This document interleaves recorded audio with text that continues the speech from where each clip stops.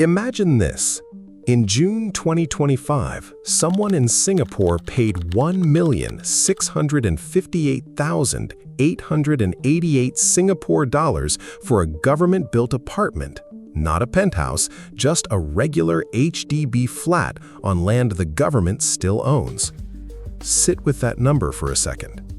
The same country legally requires mandatory retirement contributions equal to 37% of wages. 20% comes from the employee, 17% comes from the employer. No choice, no forms to skip it. And somehow, this mix of rules and concrete has turned an entire middle class into asset owners, whether they plan to or not. This is wealth decoded. And Singapore's HDB system has helped create one of the highest homeownership rates on Earth through mandatory savings and a housing system engineered around ownership. The story begins in 1960. Singapore was new, crowded, and mostly poor. People lived in slums and squatter settlements. The HDB board was created that February to fix the housing crisis fast. In its first 5 years, it built around 55,000 flats. The old colonial authority had managed less than half that number in 30 years. Then, in February 1964, the government launched the Home Ownership for the People scheme. Before that, HDB flats were only rentals. After that, families could buy them on 99-year leases with cheap government loans. Kuan pushed this hard. Singapore was a young nation built mostly from migrants with no shared history. He believed owning a physical home would give people a stake in the country. It would make them feel rooted, invested, and unwilling to let the whole project fail. The shift happened quickly. By the end of the 60s, 35% of the population lived in HDB flats. By the 80s, that number hit 85%. Rental occupancy collapsed from 76% in 1970 to just 16% by 1989. The real engine is the Central Provident Fund. 37% of wages is contributed to CPF for most working Singaporeans and permanent residents under 55. The ordinary account can be used for housing. Most people fund their first flat with a combination of their own forced savings and a government loan at 2.6%. So the government makes you save, then it lends you part of those savings to buy a home it built. That is the loop. Here is the part that actually explains the discipline. People often assume Singaporeans are naturally good with money. The evidence points in a different direction. Rather than relying on individual discipline, Singapore's system makes disciplined behavior the default. Richard Thaler and his colleagues studied this for years. Their Save More Tomorrow program let workers pre-commit future pay raises into retirement savings, because people are terrible at saving when it requires constant decisions in the present. Thaler and Cass Sunstein later wrote about choice architecture. You can quietly shape the defaults so responsible behavior becomes the easy path. CPF runs on the same principle, except it goes far beyond a gentle nudge. It is backed by law.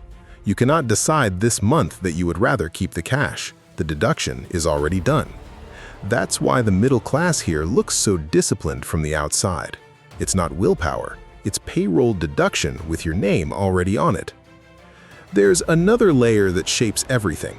In February 1989, the government introduced the Ethnic Integration Policy. By then, some neighborhoods had started sorting themselves by race. The policy set hard quotas on each block. Once a block reaches its limit for any ethnic group, HDB stops approving resale buyers from that group. You can still sell, you just can't sell to whoever offers first. I find this uncomfortable. Deciding who can buy your home based on race is intrusive. But you can't explain how the resale market actually works without mentioning it.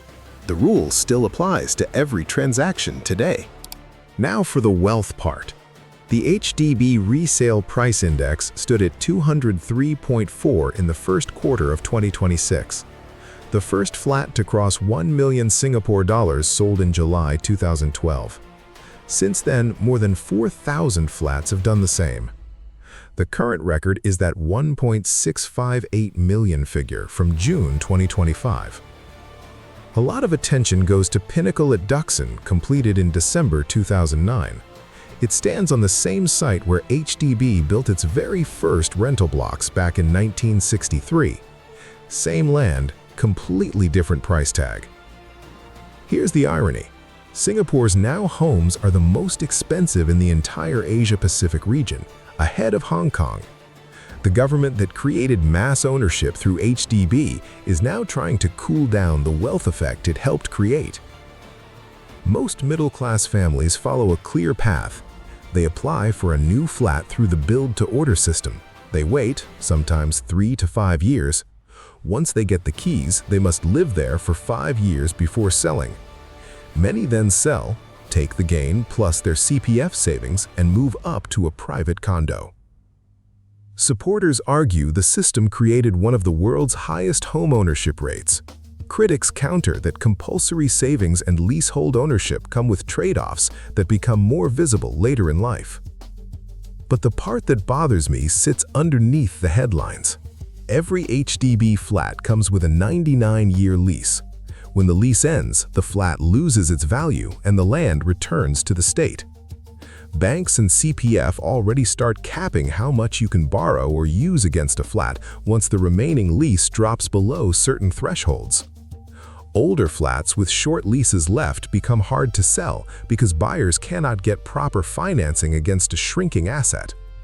The government offers a lease buyback scheme for older owners and occasional redevelopment through SERS, but those options are not guaranteed for everyone. So the asset you are told to treat as your main source of wealth has a built-in countdown clock.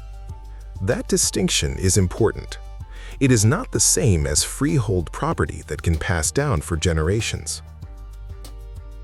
Taken together, the evidence points to a clear conclusion.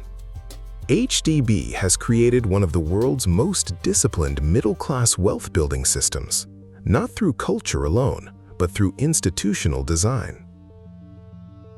If there is a lesson here, it may be this.